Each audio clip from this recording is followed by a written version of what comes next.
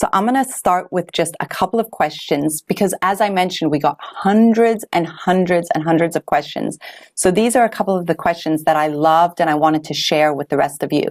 So Beth A says, my biggest issue is that I have to cook for 2 people that don't like to eat the foods that I like to eat. And I am busy most of the day and it wears me down. And I find myself going back to my old habits. What are the suggestions that you have for us or that you have for me? And my answer to Beth A would be that we know how hard habits are to break. And I know how hard my sugar habit was. And I fell off the wagon a whole bunch. And I had to support myself staying on track. And that was really probably the hardest part of the whole thing. But I could leave this webinar, obviously, and enjoy my evening and know that I have the tools that work for me. But this isn't about me, not even remotely. This is 100% about you.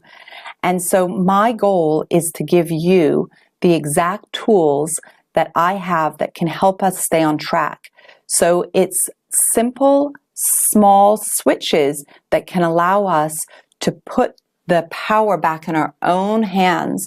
And then once we have that power, then getting the momentum to be able to support our family and give them the things that they need, cook the meals that they want, but have the internal energy and the well-being that allows us to not have to fight those bad habits. Because when we're fighting a battle, then we're already losing, and it takes so much energy, and none of us have that energy. So it's about giving ourselves the momentum to really be able to achieve the goals that we want.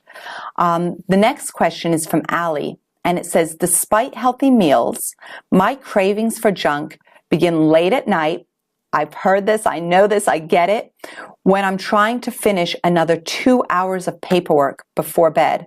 Allie, God bless you for working so hard. And I know that everybody that's on this call, on this video, can relate to that feeling, right? Like our work sometimes feels like it's never done.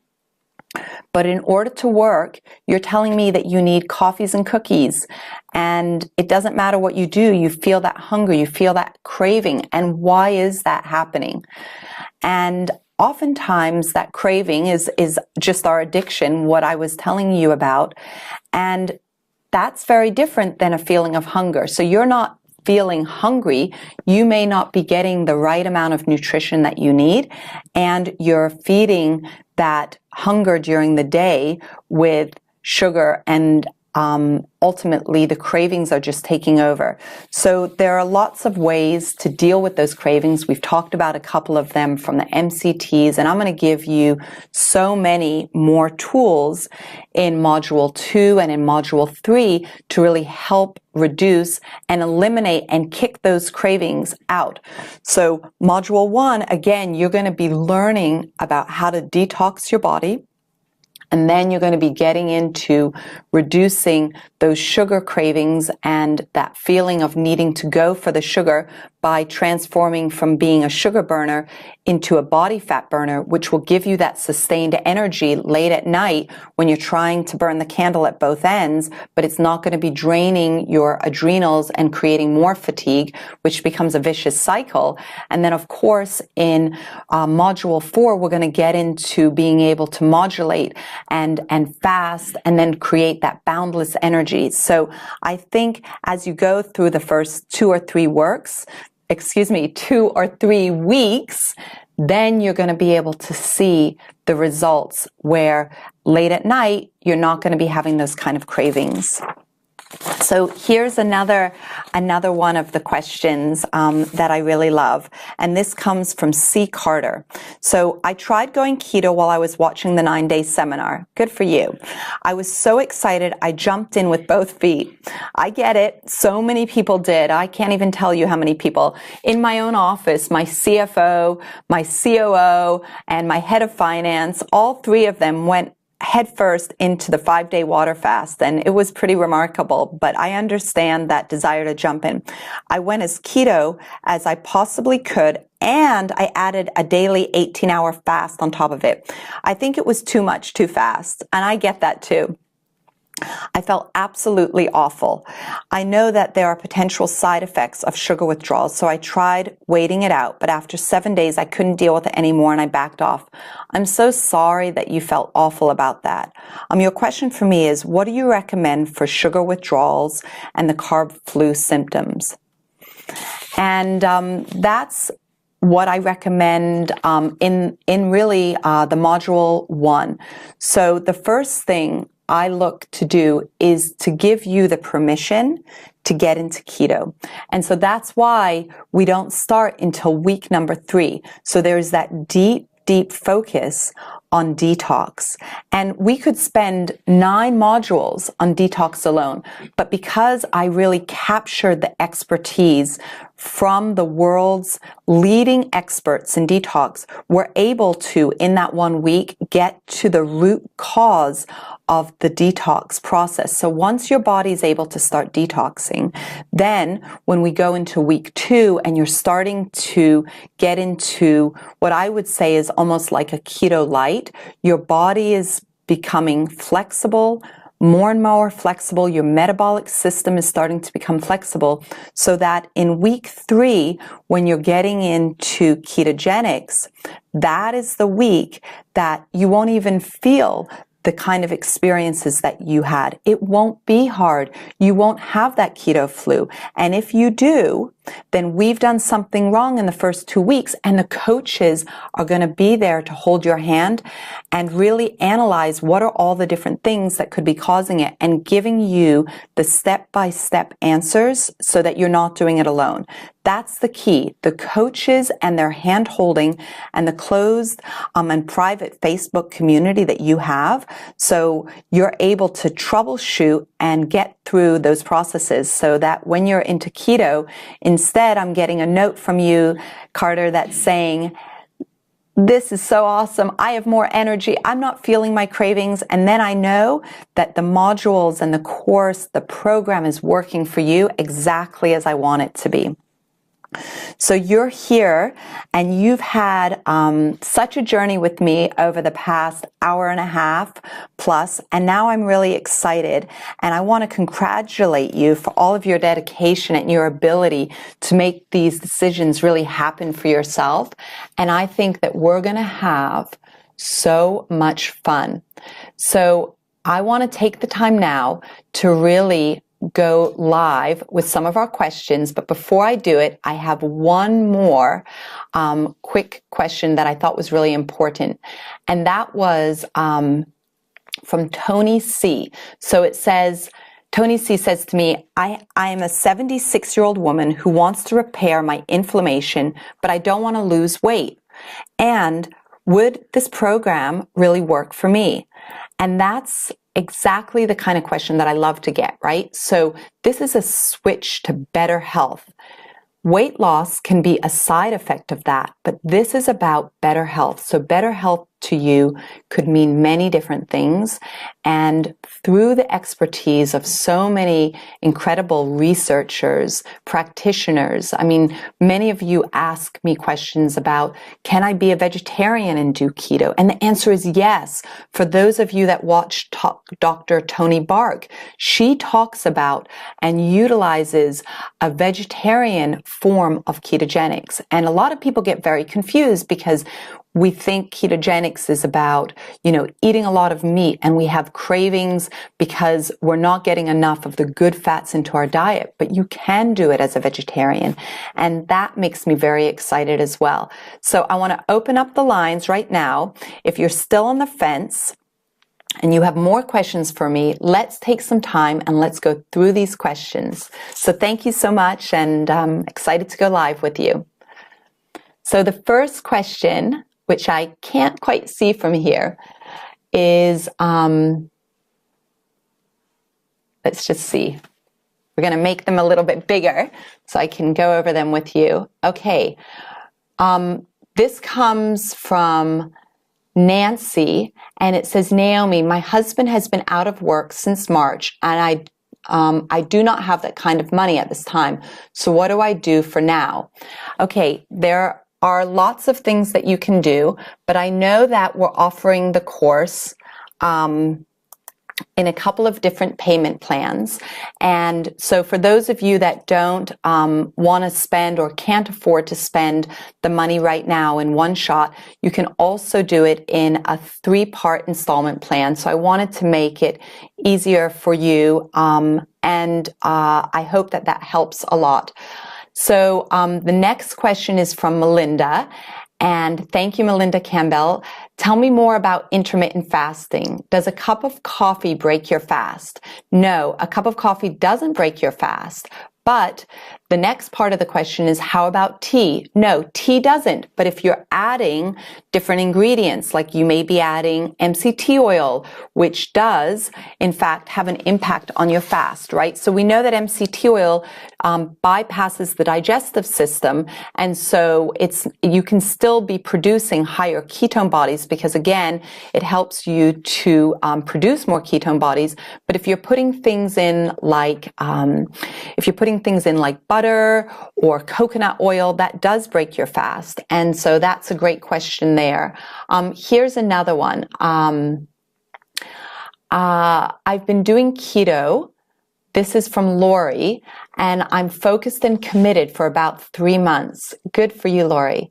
Since beginning, I have seen great changes, but, and here's a big but, after watching The Real Skinny on Fat, I realize that this can also help me with my hormones. Great point. 55 and menopause are not my friend, and I understand that too. And to be able to lose the last 15 pounds and to tone and tighten, I'm ready to really step up my game. I actually feel and believe that I can be in better health and shape than I thought possible, better than even in my 30s. And you know what, Lori? I believe that too. And not only do I believe that, but I cannot tell you how many experts, medical doctors, researchers, leading people who are in their mid-50s and have transformed their lives and are in the best shape and the best health of their lives by incorporating these principles. So I totally agree with you. I know you can do it. And there are lots of different stages of getting into this program. So as I mentioned, I've been doing it for about 1.5 years. And I've always incorporated high-fat diets into my life. And what I've discovered is that there are, like I said, different stages, and you can hit different moments. So like at this moment for me, I'm needing to make sure that I'm taking high levels of minerals, and I'm also needing to take enzymes with each of my meals, or when I'm incorporating, high fat into my coffee. So there is a process that you go through as you really engage in this as part of your lifestyle. So I want to share some more questions. I want to just keep going through these one by one, each of the questions, and sharing them with you and giving you the answers. So I just brought it over here so I can see. This is from Kay Polt. Thank you, Kay. I'm on a 5-day fast. How much electrolytes should I be consuming? I am a female 57-year-old, postmenopausal, and I train for endurance events. Congratulations, that's remarkable. I swim, I bike, I run, and some strength training. I'm finishing my first day fast, and I had issues with electrolytes. I get that. I use base salt, Celtic salt, new salt, but obviously not enough. So there are some tools that you can incorporate that can also help you with the benefits from the electrolytes that you're doing. And I would love to share with you a resource guide on what those things could be. So it could be as simple as not just ingesting your electrolytes, but also taking the Epsom salt baths. Those can help a lot too. There are different forms of minerals that you don't need to just be taking in salts that can be really helpful during the fast. And so I think what's most important is that now that you've done your first fast, we need to analyze deeply what are the ways you can get those into your body and then incorporate them. So again, as I mentioned, you can take Epsom salt baths, but you can also use magnesium sprays during the course of your fast, and that can help a lot as well. The next one is from Diane. And thank you so much for writing. It says, hi, I love to hear about healthy nutrition and weight and would especially like to know more about dairy products. I heard about your research in Okinawa. Yes, I was in Okinawa many, many years ago with Dr. Will Cox and the incredible Okinawans that really incorporate so many interesting nutritional principles. So I'll share a little bit more about that. And the rest of the question is, I would like to know if adults and centenarians of this region drink milk often. Good question. Is milk without lactose a better option for adults if we want to limit our sugar? Anything to say about ice cream? Okay, great questions. So the first part of the question is, do the Okinawans drink milk? And I did not notice the consumption of milk while I was over there. I noticed that they were consuming a ton of green tea, a lot of different herbs. So like when they eat a salad for us may have lettuce. Their salad was all of these natural herbs. They ate pork. They ate a ton of ginger. But I didn't see the dairy products. Can we go back to that question, guys? But I didn't see the dairy products. And so what I would say around dairy, and this is something that Dr. Kate Shanahan speaks a lot about in her book, Deep Nutrition, is that we should all be eating like our maternal grandmothers. So for me, my maternal grandmother is French, and we eat a ton of dairy, a ton of cheese. And so my comment around drinking milk is you should really look to how your family, your ancestors have consumed or not consumed dairy. And if they did consume dairy, then the key to dairy, in my opinion, is to make sure that you're getting the cleanest source of dairy. So if the cows can be grass-fed, if you can go for the fermented forms of dairy that are most naturally fermented, unprocessed, and that's what I really look for. So that's a really important part about dairy. And when it comes to ice cream, Dr. Ken Ford, who is, he's an incredible PhD. He is the head of the Institute for Human and Brain Cognition. He has one of the best keto ice cream recipes, and I eat that in my home. And while he doesn't share that recipe, we can definitely share a very similar recipe, which incorporates eggs, it incorporates the different good fats, and no sugar. So I love ice cream. I eat it all the time, but it's got to be a good keto ice cream. So the next question is from Lisa, and it says, I would like a list of the supplements you use personally and where to buy them. Real Skinny on Fat has already changed my life. Yay, I'm so happy.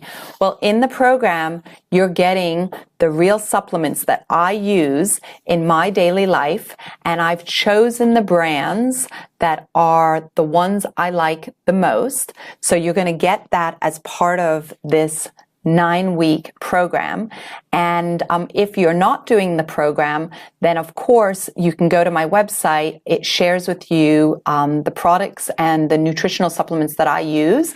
But Lisa, what I would want to share with you is that nutritional supplementation is not a static process. So as you go through the detox process in the first week of Module 1, the supplements that you'll be using will be different than what you'll be using in week 2 and in week 3. So it's not static, and it never is for me. So what I'm doing right now is different than what I was doing 3 months ago. Now, look, there are standard nutritional supplements that I incorporate into my everyday life, and they're a very small handful. They're less than 5. But as I'm going through different healings within my own body, I'm looking for different tools that can help me in that process. And the key to nutritional supplements that I've learned is about the quality of where they come from and how they're produced. So that's what I can really share with you more than anything, is an ability to understand if you're going to take a specific nutritional supplement, like let's say a fish oil, I'm going to be able to share with you after, 20 years of research where to get the fish oil that has been extracted and processed in a way that's going to work for your body versus something that may in fact damage you and damage your health or not even work. The next question is from Nancy. Nancy Dave, would you still recommend me reading your book, Glow 15? I'm way up in my years and need more help than you can imagine. Well, we're here to work and help you. Also, thank you for doing this all for us. It's my joy and it's my passion. I get really upset, and you could probably hear it through my own story when I feel like we've been tricked, or when I feel as though, capitalism in this country has taken our health from us. And with the amount of people in our country that are overweight, that are obese, with the amount of people that are suffering from diseases, and really we've hit a tipping point, and we're going in the wrong direction. And I genuinely and deeply believe that the kind of suffering that we experience is not what we need to be or what we should be experiencing. And I think it's a side effect of the capitalism that we have in this country. And so my passion in the depth of my being is really around giving all of us the simple and easy tools to be able to make the right decisions so that our health doesn't have to become a full-time job. And so your question around, should you read Glow 15? I am obviously very passionate about the work that I was able to share through Glow 15. It took about 4 years of working with global researchers to build the Glow 15 program. And Glow 15 is all about the activation of the youth that exists within your cell. So if you're able to incorporate the understanding of that youth and then incorporate the principles of this program, that's everything that I do in my entire life. So Glow 15 really goes hand in hand with the Real Skinny on Fat and with this switch to better health, because every day I want you to be able to activate that natural cellular detox program that is something that you naturally do, and that is autophagy. So I absolutely believe that Glow 15 is a huge component of this program, and activating your youth is critical because it also helps you so much in achieving the results from just becoming a body fat burner. So it all goes hand in hand. Elena asks a question: what are some of the best foods to eat following a 5-day water fast? Oh, this is an awesome question. Or even a 24 to 36 hour water fast. 24 to 36 hour water fast. And for either of those, so if you've done 24 hours, the best foods to eat as soon as you're breaking your fast are the good fats. So I like to start by eating an avocado. And if you don't like avocados, I like to go for olives. I really like to break a fast with olives. I break my fast with a bone broth. I think, something that's going to give your body the good minerals, the good fats, that's light, because, you haven't been digesting for 24 to, 5 days worth of time. So I like to always break my fast slowly, and I like to do it with fat first.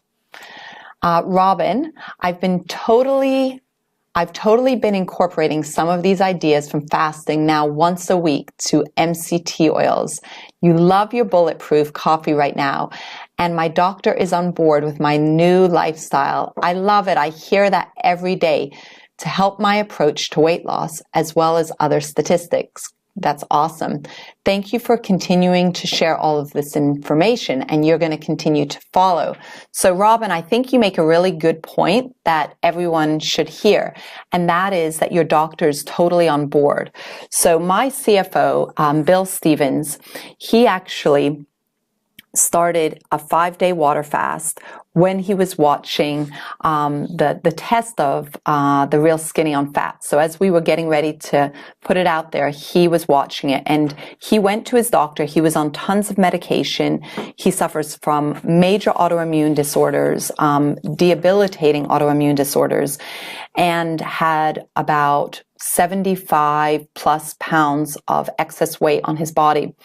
And his doctor got totally on board with his 5-day water fast. He's now done 3, and his doctor has been involved in all of them. He went from taking many different medications.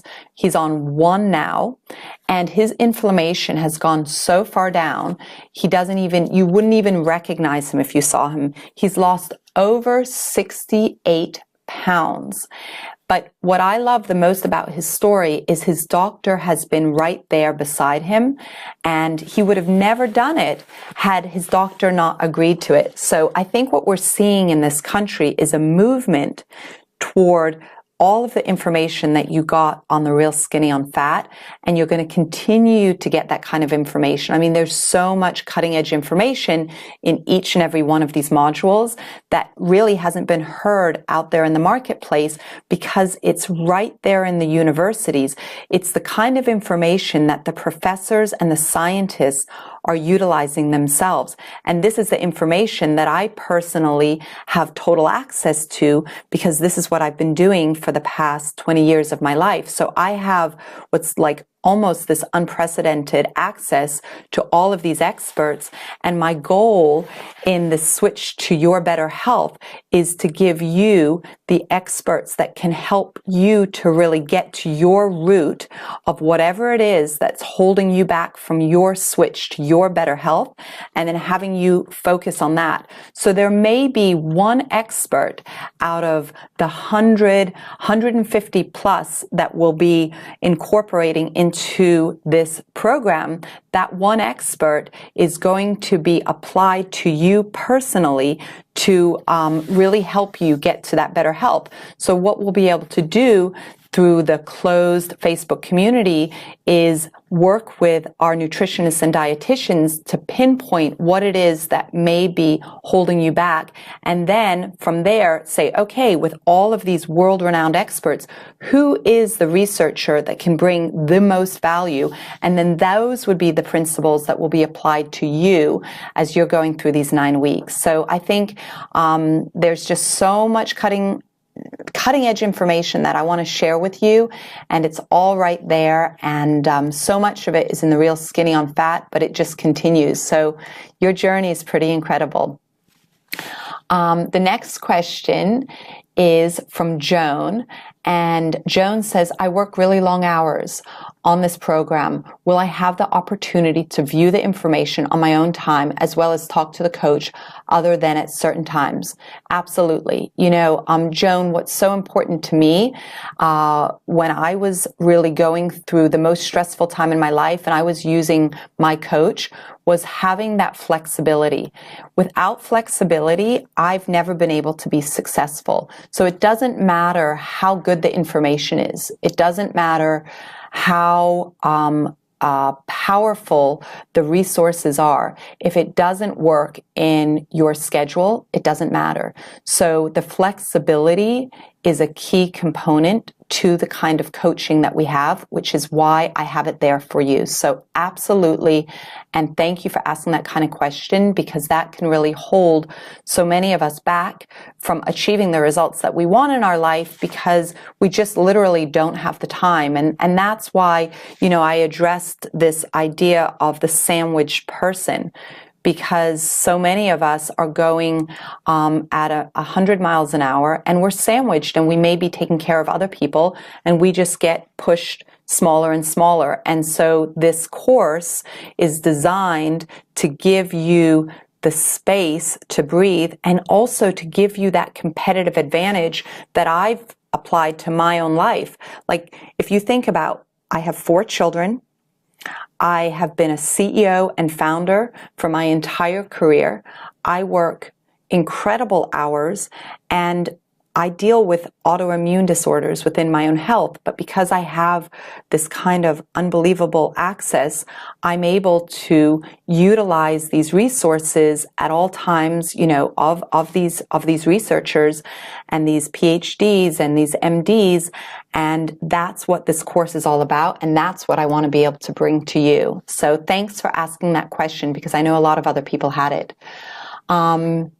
So Mary asks us a question, and this is, after watching your fascinating series, thank you, Mary, I was super fascinated, and I continue to be so fascinated by the experts that were part of it. I see that among the incredible experts that you interviewed, there were several contradictory statements. Sure, not one size fits all, but some say keto is best with its good fats, no grains, and minimal healthy carbs, which is what you eat. And then others say do not eat all plants, such as nightshades. And still others say to eat fruit, rice, pasta, and whole grains. How can I take away the right advice for me? I am about to start my first prolong. Oh, that's very good. I was with Dr. Joseph Anton this past weekend, fasting mimicking diet this week.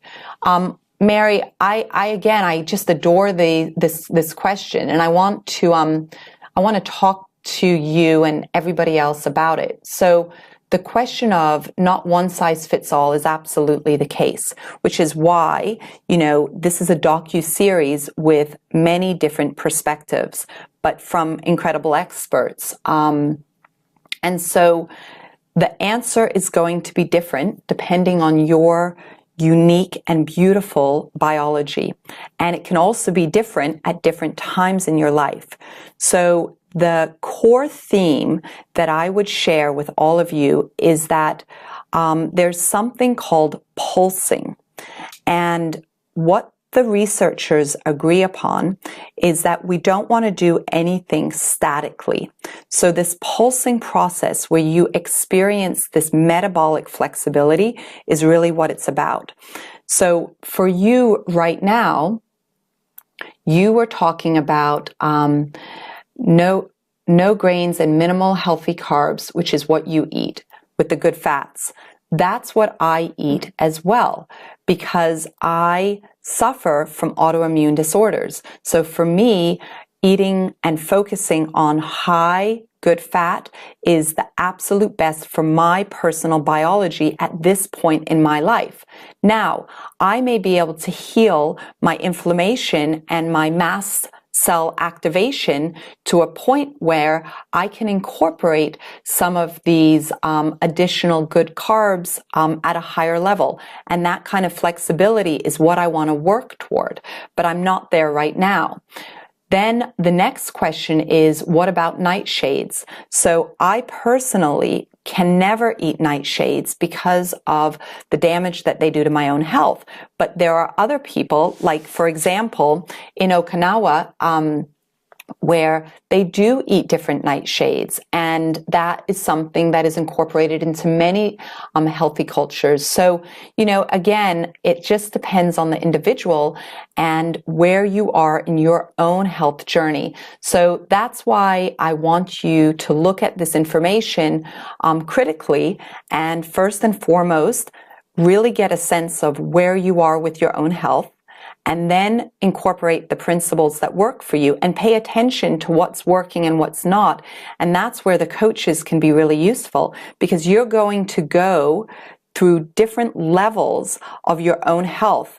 And you right now may not be able to even imagine where you'll be at the end of the 9 weeks, but I can. And I can tell you that once you reduce the toxicity that may have been lurking in your body for a very long time, and you improve the pathways, the detox pathways, that can unleash so many benefits that you may have never experienced, and you're at that next level. So the foods that you're eating may be able to be different at that point. So that's the theme of the answer to your question. It's about pulsing and incorporating different nutrients, different ways of living at different stages.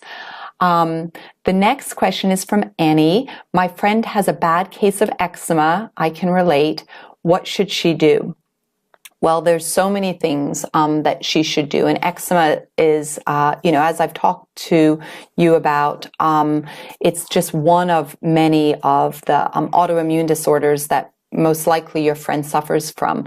So what I would recommend is that she really starts to he or she really starts to discover what autoimmune conditions are there. And for me, my root cause is much more about my mast cells. And so reducing that inflammation, eating an antihistamine diet. There's a world-renowned expert who's not a PhD, but who is really considered to be the best, and Dr. Joseph Anton, who is the CEO of the company of Prolong, the fasting mimicking diet that we were just talking about, mentioned this woman she's called the histamine chef, and you can Google her, and she's really, really powerful at the antihistamine diet. So eczema is just part of sort of a matrix of different issues, but there are great ways to reduce that inflammation, and I'm on that journey too, so I'd love to talk more about that. Next question is from Kate. Is it okay to drink the autophagy first thing in the morning on low days? I am loving the Glow 15 experience. Yay, Kate.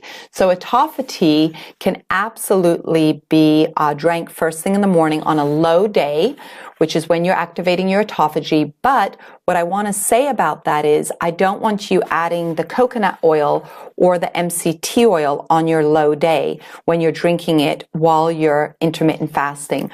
But once you are done with your intermittent fast and you're into your eating, then you can incorporate. So if you're just working into the low days and the first couple of days you want to drink the autophagy with MCT oil, then do it that way. But gradually, I would love for you to go just to the tea until you break your fast.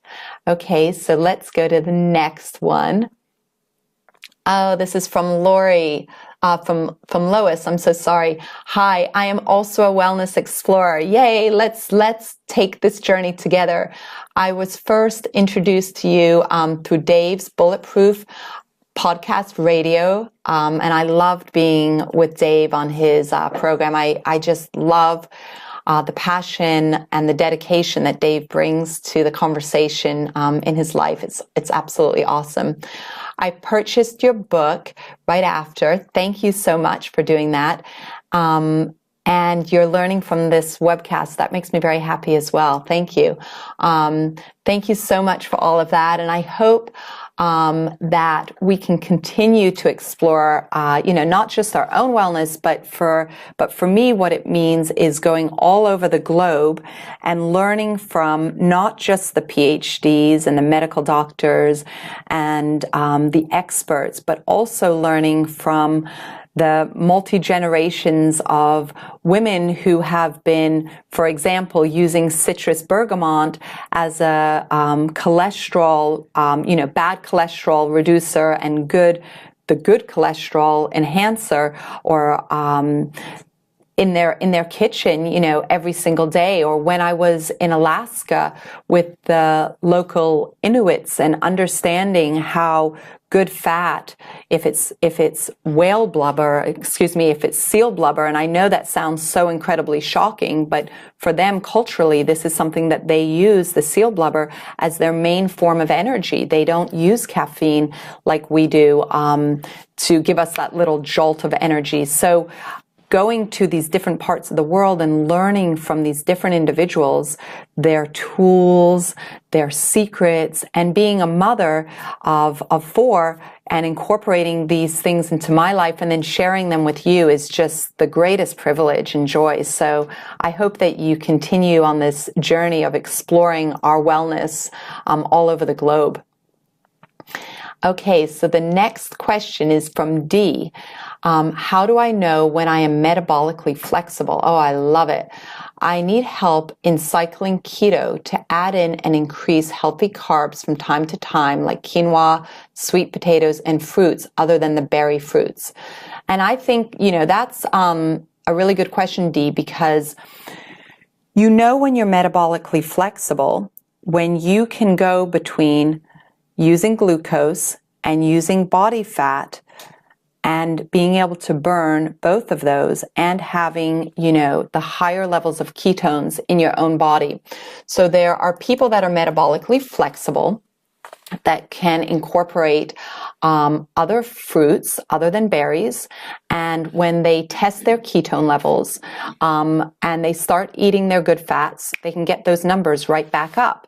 So I'll give you a perfect example. I knew I was metabolically flexible when, after 2 days of fasting, of water fasting, my ketone levels, when I took my Keto Mojo, were at about 3.4, right? And so I was able to get up to that high level very, very quickly. And then I could easily drink a glass of wine, I could eat some of the healthy carbs, and I would still feel good, and then quickly go back between the two different sources of my energy and my fuel. So going between the two easily and comfortably is when you know that you're metabolically flexible, and it takes time to get to that place, right? You first have to master your fuel being from fat, and once you get that mastered and it's really working and you feel good, then you can try going back to glucose and see how you feel, and you keep going back and forth until it's effortless. Next question is from Sam. I'm nearly 78 years old. I'm male and I'm on a strict keto diet for 2 weeks now. Great for you, Sam. That's really cool. You want to lose 40 pounds and you've already lost 13. Oh, you must feel like on top of the world. That's outstanding. But I'm weak, huh? What are you doing? What are you doing that's wrong? Well, 13 pounds in 2 weeks is too fast, right? So I know on keto, a lot of times we're just blowing through the weight, and that can be exciting and overwhelming as well. So Cheryl left a good note here, and that's to incorporate electrolytes, and you can do that through adding the sodium, adding the salt to all of your meals. I would also really make a focus around getting enough of the good vegetables, because you need those phytonutrients as well, and making sure that perhaps you slow down a little bit, right? You don't have to be strict, and you shouldn't feel weak. That's not where you want to feel. So I would probably pull back a little bit. My philosophy is always to slow down a bit, give our bodies a chance. It's really quite remarkable at 78 years old that you've embraced this principle. Well, yes, our ancestors did it, but 2 weeks is a very short period. So pull back. Perhaps eat some of the healthy carbs, like the sweet potatoes and the different good carbohydrates, and then go from there. And let's see how that is. And I really want to hear from you. But again, if you were to incorporate the detox process and then really look at how to become metabolically flexible and then embrace the high levels of keto, I think you'll feel the boundless, powerful energy that you want to, and you'll lose that additional pounds that you want to. So good for you. You're doing things right, but you just need to slow down a little bit. So it's almost 11:30 on the East Coast here, and I'm going to answer one more question. So I want to just do that. And, you know, your questions are so important, and your well-being is so important, and every moment of our life is precious. So I really hope that this gave you some incredible tools to continue on with your journey. And I'm ecstatic about those of you that are going to be joining me on the 9-week program of your switch to better health. I think it's something that we have worked so hard to perfect, and I hope that it's going to just completely blow your mind, transform your well-being, and give you everything that you're looking for. And I think with the amount of researchers and the thoughtfulness that's gone into this program, if it's right for you with the coaching, then it can really give you that transformation in your own life. So I'm looking forward to joining all of you on that journey. The last question I'm going to answer is from Colleen, and I want to answer every single one of them, my friends. I absolutely do. And this question is, with a ketogenic eating plan, raise my total cholesterol. I am interested in raising my total cholesterol above 150 from a lifetime level in the low 130s. My goal is to improve and avoid indications of brain atrophy, which indicate higher risk of Alzheimer's. That is a very, very powerful question. And Dr. Kate Shanahan talks a lot about what it really means, what our cholesterol numbers really mean. So what I'm going to do is I'm going to end these questions and answers with a solution around sending all of you an interview that I did, or actually that one of our team members did with Dr. Kate Shanahan on this particular question, because I think it deserves quite a bit more time. So you're going to be getting that tomorrow. We'll send that out to you. And this was such a joy. I can't thank you enough. And I hope you have a wonderful evening, and we continue on this journey together.